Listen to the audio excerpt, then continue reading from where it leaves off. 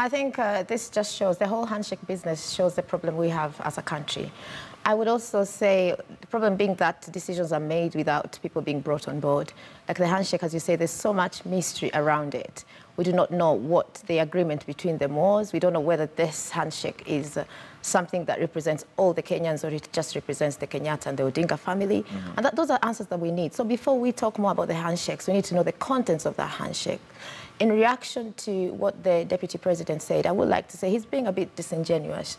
When the handshake did happen, on his comment, he did say that this is a great step and watu wabarikiwe mpaka washangae. So that's kind of endorsing it.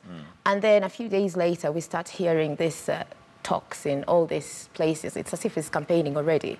And speaking very badly of this handshake, as if right now Izo Baraka haziko tena. It's like they've been withdrawn. But I guess the issue, the question would be, what is the content of the Baraka, quote unquote? Because the Baraka maybe is the fact that Kenya can now move on, the fact that we are off a campaign period and let us now move on as a country, as opposed to what the opposition or ODM allied MPs, let me say, are pushing for, which is a constitutional reform and you know, to look into the Constitution? I think in this case it's a bit of both. In terms of asking what is the next step, I first think it's very premature to say, let's accept and move on. These problems, we have a lot of problems. There are a lot of problems that came up with the elections, these two elections that we had this year.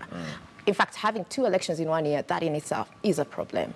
So instead of saying, let's move on, let's start thinking of 2022, let's start the healing process, we need to, first of all, look at the scope of the problem. What exactly is the problem? How can we resolve these problems? Not saying, oh, we've shaken hands now, the problems are finished. No. In terms of the ODM MP saying that there needs to be a constitutional reform to accommodate this handshake and whatever deals it is. Again, we cannot say more on it without knowing exactly what this handshake entails. And that is the problem. For me now, as a country, as someone that this handshake is supposed to represent, I have questions. I want to know what exactly was agreed in these handshakes. Same questions the ODM MPs are asking. But the thing with the ODM MPs now, it's as if they're closing the stable doors after the horse has already bolted.